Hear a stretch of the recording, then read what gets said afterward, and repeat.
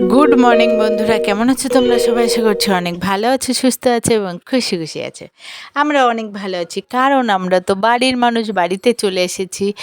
কারোর বাড়ি যাওয়া আর নিজের বাড়িতে থাকার ভিতরে অনেকটা আলাদা একটা জিনিস থাকে। কারণ নিজের বাড়ি ছেঁড়া কাতায় শুয়েও মানুষ শান্তির ঘুম ঘুমায়। লোকের বাড়ি অট্টালিকার উপরে শুয়ে থাকলেও শান্তির ঘুম ঘুমায় না।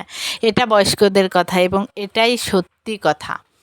যাই হোক, তবু আমরা ঘুরে চলে আসছি বাড়ি, মুডও ভালো আছে, বাড়ি আসছি সেই আনন্দে আরও ভালো আছি। তো আমি এখন ঘুম থেকে উঠে পড়লাম, আর আমাদের বাড়িতে কিন্তু কোনো লোকজন বেশি কিছু নাই। আর এই যে দেখো, যেহেতু কষ্ট হয়ে গেছে, কালকে সারাদিন অনেক ঘুমাচ্ছে, ঘুম থেকে ডেকেই যাচ্ছি যে পড়াতে আসবে দিদিভাই, ওটার নাম নেই। যাই হোক, একটুখানি দেখে এক ঝলক আবার শুয়ে পড়লো, ওকে ওঠানোর চেষ্টা করছি।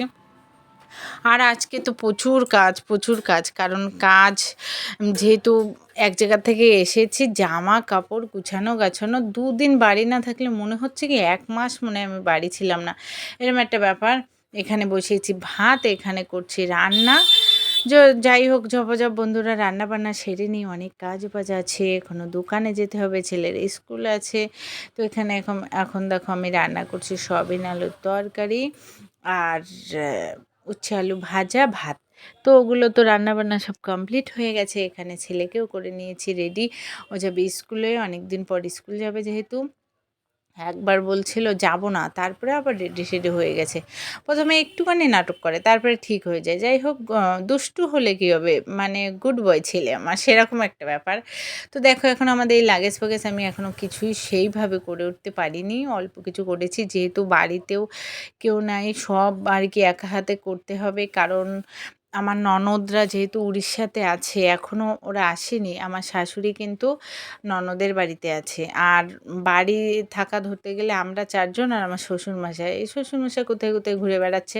কিন্তু আর একটা জিনিস, অনেক দিন পর আমার একটু ঠাকুর ঘরে বসে আমার ঠাকুরটারে একটু জল মিষ্টি দিয়ে পুজো টুজো দিয়ে আমার কিন্তু বেশ ভালো লাগছে, মনটা একটু ফ্রেশ হয়ে গেছে। আর এখন কিন্তু আমাকে আর ঠাকুরের জন্য ফুল কিনে আনতে হবে না, এখন ফুটছে গাছে প্রচুর সাদা ফুল, সাদা ফুল দিয়ে পুজো দিতে পারবো। কারণ আমি দেখেছি, যতই যা কিছু টাকা দিয়ে কিনে এনে পুজো দাও না কেন, সেই সৌন্দর্য আর সাদা ফুল দিয়ে পুজো দিলে না একটা অন্যরকম সুন্দর লাগে, ঠাকুর ঘরটাই সুন্দর লাগে। আর ঠাকুরের সিংহাসনটা একটা জল করে ফুটে ওঠে, যেহেতু সাদা ফুল, আর শ্রীকৃষ্ণের কিন্তু সাদা ফুল ভীষণ পছন্দ। ওই জন্য আজকে আমি সব সাদা ফুল দিয়ে পুজো দিয়েছি। আর আজকের দিনটা ছিল বৃহস্পতিবার, তো সুন্দর করে পুজো টুজো দিয়ে জামা কাপড় দেখে এক গাদা কেচেছি, এক গাদা, যতটা সম্ভব করার চেষ্টা করেছি, যেগুলো পেরেছি টাইমের ভিতরে সেগুলো করেছি। তো যাই হোক, এখন দেখো চলে আসলাম দোকানে। ওই বিল্ডিংটা দেখো কতটা কাজ হয়ে গেছে এই কয়দিনের ভিতরে। আমি ছেলেকে স্কুলে দিয়ে এখন আসছি দোকানে বসে, ঠিক আছে। এবার চলে আসলাম বাড়ি এসে দেখি গেট বন্ধ, বাড়িতে কেউ নেই। যে বাড়িতে সবসময় লোকজন থাকে, চিল্লামিল্লি হয়, হট করে যদি কেউ না থাকে কেমন লাগে বলো? কেউ নেই, আমি আর আমার ছেলে। ও এখন স্কুলে বাড়ি এসে খেলা শুরু করছে, আমি বলছি ড্রেসটা খুলে নাও, তাও কথা শোনে না, একটুখানি খেলা করে তারপরে গেছে ড্রেস খুলতে। তো যাই হোক, এখানে বসে আমি আমার ছেলে, ও খেলা করছে, আমি দেখছি সেই মেলা থেকে, উড়িষ্যার মেলা থেকে ওইগুলো কিনে দিয়েছিল ওর মামাটা, সেগুলো জলে ভিজাচ্ছে। ঠিক আছে, আমিও বা কী করব? তো আমি ওর পাশে বসে আছি, কারণ কাজ নেই। তারপরে সব সময় কাজ করতে ইচ্ছা হয় বলো? আর জামা কাপড় যেগুলো কাচা সেগুলো তো সকালে কেচেছি, আর কালকে সকালে আবার কাচবো, কারণ এখন তো আর আমার স্নান করা হয়ে গেছে, পুজো টুজো সব দেওয়া কমপ্লিট, এখন তো আর আমি জামা কাপড় কাচতে যাবো না।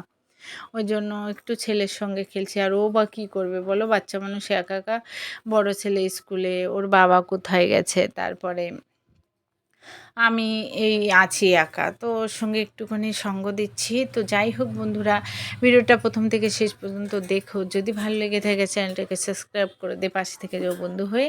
তো আমার ছেলের কি স্টাইল দেখো, ঘরে বাইরে কী যে করবে নিজেই ঠিক পাচ্ছে না, বাড়িতে কেউ নেই তো ওই জন্য আর কি, মানে ও পরেশানি হয়ে যাচ্ছে, কারোর পিছনে লাগতে পারছে না।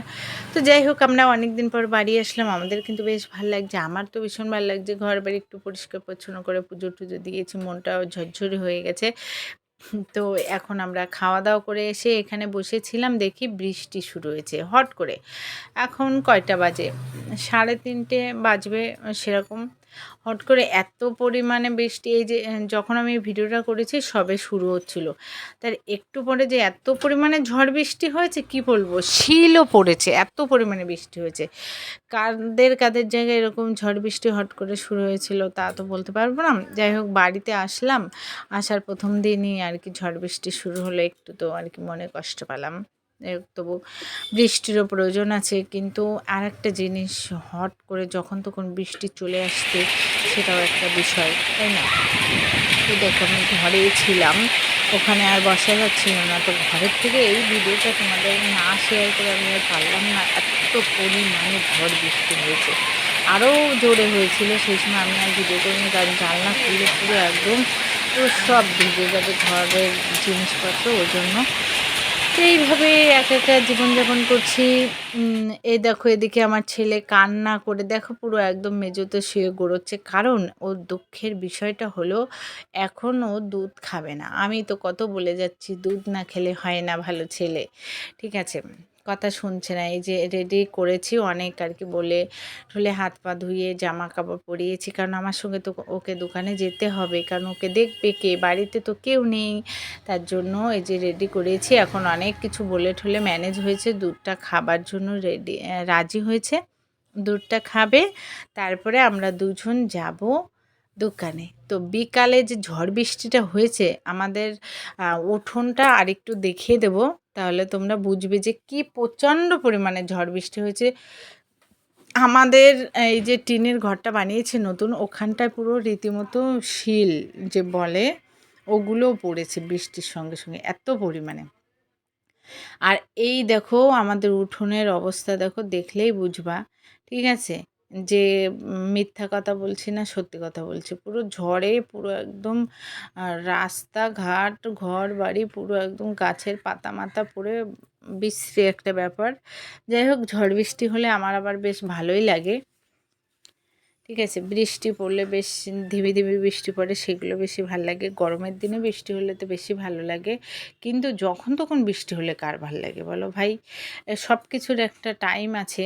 আর এই ভিডিওটা আমাকে কে করে দিচ্ছে বলো তো? একটু আন্দাজ করো, আন্দাজ করো, আন্দাজ করে একটু মানে কমেন্ট করো আমাকে যে এই ভিডিওটা কে করে দিতে পারে। বাড়িতে তো কেউ নাই, গেস করো কে করতে পারে। আমার ছোট পুত্র আমাকে এই ভিডিওটা করে দিচ্ছে। দেখো আমি এই রকম পরিমাণে জল জমে গেছে, কাদা হয়ে গেছে, ঝড় বৃষ্টি, মানে আমাদের উপরের উঠোনের জল সব এখানটা একটু নিচু, তো এখানে এসে জমা হয়েছে। আর এই যে আমি গাড়িটা রাখলাম, এবার আমার এই ক্যামেরার পিছনে যে আছে আমি তাকে তোমাদেরকে দেখিয়ে দেবো, তাহলে তোমরা বুঝতে পারবে। এই দেখো আমার, এই দেখো ক্যামেরাম্যান, আমি সেটাই দেখাচ্ছি। তো চলে আসলাম দোকানে, দোকানে এসে দোকান টোকান খোলা ঠোলা সব রেডি কমপ্লিট। তো এনার পেয়েছে খিদে, এনার দোকানে আসলেই খিদে পায়, বাড়ি থাকলে কোনো খিদে পায় না। ওই যে দুধ খাবে না বলে কত কান্নাকাটি গড়ুগড়ি, কত ম্যানেজ করে বুঝাই বাজে আনলাম।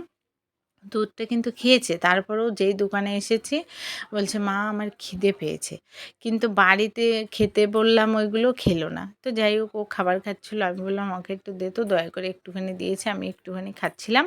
তারপরে আমি আর আমার ছেলে চলে আসলাম বাজারে। কিন্তু মাছ বাজারে এসে একটা কাণ্ড হয়েছে, এখানে এই কই মাছ, ওই যে দাদাটার কাছ থেকে আমরা মাছ নেই রেগুলার, এই দাদাটা বলেছে তুমি যদি কই মাছ নিজে হাতে ধরতে পারো, যেটা ধরবে সেটা তোমাকে আমি ফ্রি দিয়ে দেবো। আমার ছেলে কিন্তু লাস্ট পর্যন্ত সেই মাছ, এই দেখো প্লাস্টিক করে ধরেই এনেছিল, ঠিক আছে। ও সে মানে ভয়ঙ্কর জিনিস, ও বলেছে যখন ধরে এনেছে, 2বার 3বার ট্রাই করেছে, লাস্টের বার ঠিক ধরে নিয়ে এসেছে, একটাই এনেছিল, পরে আর ট্রাই করেনি। আর আমি বকা দিয়েছি বলে এইভাবে প্লাস্টিক দিয়ে ধরার চেষ্টা করেছে, মানে হার মানবে না কিন্তু। তো ওই জন্য তোমাদের সঙ্গে একটু শেয়ার করলাম। তো বন্ধুরা সবাই তোমরা কে কোথা থেকে আমার ভিডিওগুলো দেখো?